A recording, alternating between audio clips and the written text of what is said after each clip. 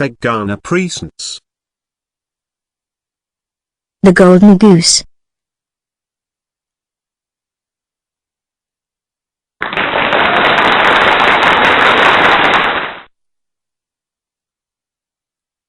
There was once a man who had 3 sons, the youngest of whom was called the simpleton, and was despised, laughed at, and neglected on every occasion by his brothers.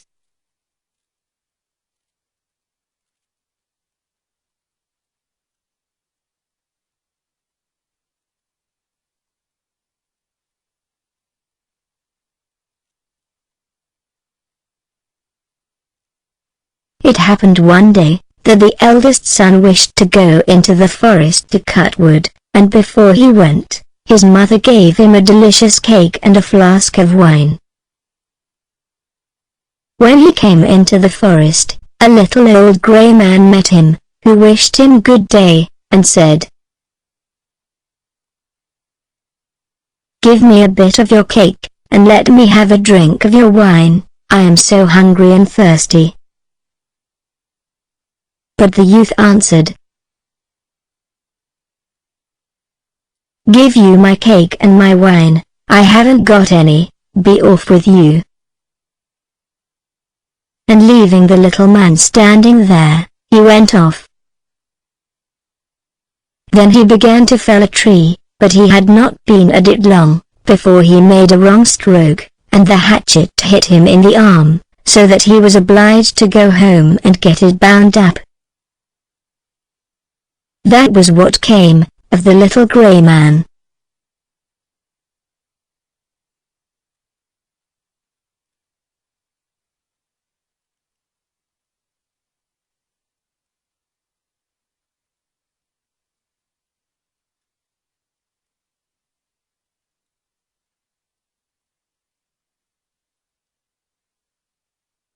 Afterwards, the second son went into the wood, and the mother gave to him, as to the eldest, a cake and a flask of wine. The little old grey man met him also, and begged for a little bit of cake, and a drink of wine. But the second son spoke out plainly, saying, "What I give you, I lose myself, so be off with you." And leaving the little man standing there, he went off. The punishment followed. As he was chopping away at the tree, he hit himself in the leg, so severely that he had to be carried home.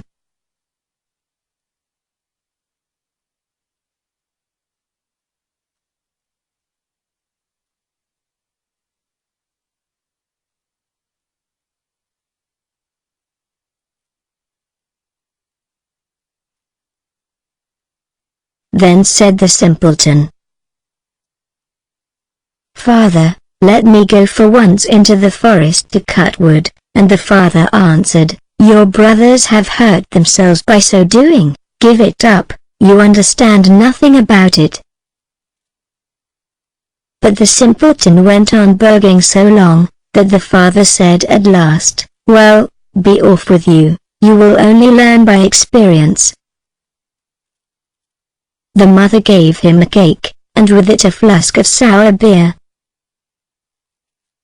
When he came into the forest, the little old grey man met him, and greeted him, saying, "Give me a bit of your cake, and a drink from your flask, I am so hungry and thirsty." And the simpleton answered, "I have only a flour, and water cake, and sour beer, but if that is good enough for you, let us sit down together and eat."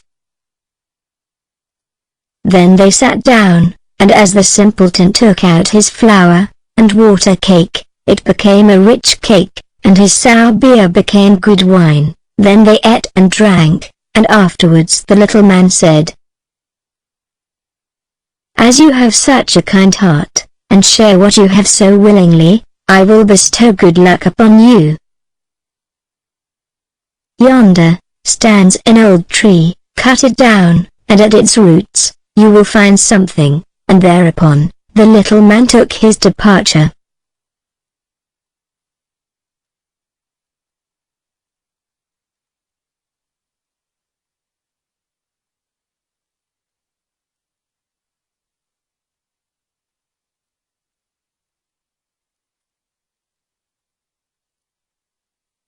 the simpleton went there, and hewed away at the tree, and when it fell, he saw, sitting among the roots, a goose with feathers of pure gold.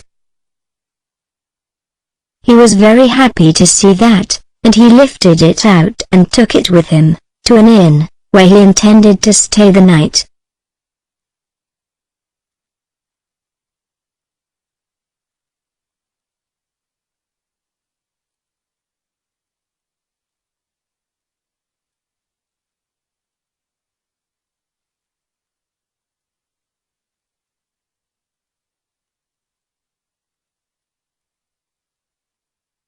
The landlord had 3 daughters who, when they saw the goose, were curious to know what wonderful kind of bird it was, and ended by longing for one of its golden feathers. The eldest thought, I will wait for a good opportunity, and then I will pull out one of its feathers for myself, and so, when the simpleton was gone out, she seized the goose by its wing, but there her finger and hand had to stay, held fast. Soon after came the second sister, with the same idea of plucking out one of the golden feathers, for herself, but scarcely had she touched her sister, then she also was obliged to stay, held fast. Lastly came the third with the same intentions, but the others screamed out, Stay away, for heaven's sake stay away. But she did not see why she should stay away, and thought, if they do so, why should not I, and went towards them. But when she reached her sisters, there she stopped, hanging on with them. And so they had to stay, all night.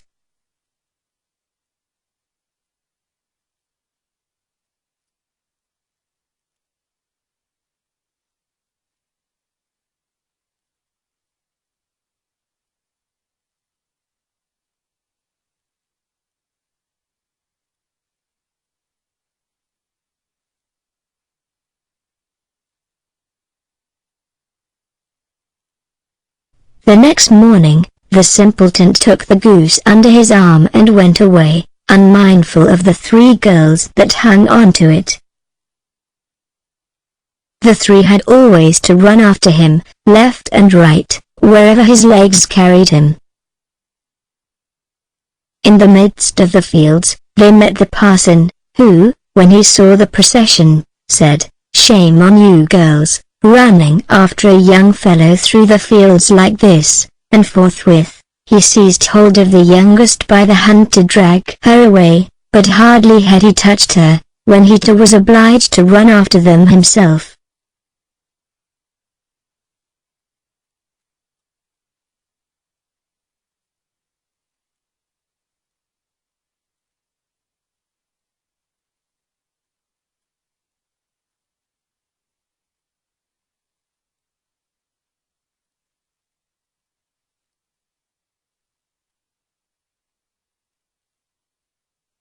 Not long after the bishop came that way, and seeing the respected parson, following at the heels of the 3 girls, he called out, Ha, your reverence, whither away so quickly? You forget that we have another christening today, and he seized hold of him by his hand, but no sooner had he touched him, than he was obliged to follow on too. As the 5 tramped on, one after another, 2 peasants came up from the fields, and the parson cried out to them, and begged them to come, and set him and the bishop free, but no sooner had they touched the bishop, than they had to follow on too, and now there were 7 following the simpleton and the goose. By and by, they came to a town where a king reigned, who had an only daughter, who was so serious that no one could make her laugh, therefore the king had given out, that whoever should make her laugh should have her in marriage.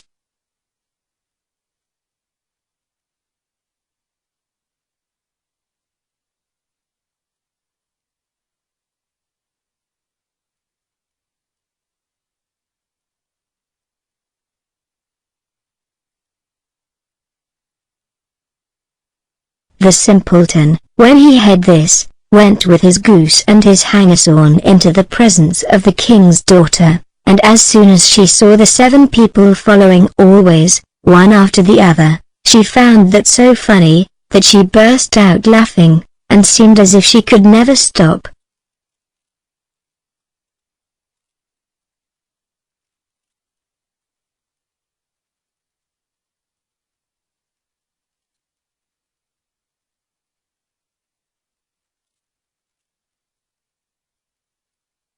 And so, the simpleton ended right to her, as his bride.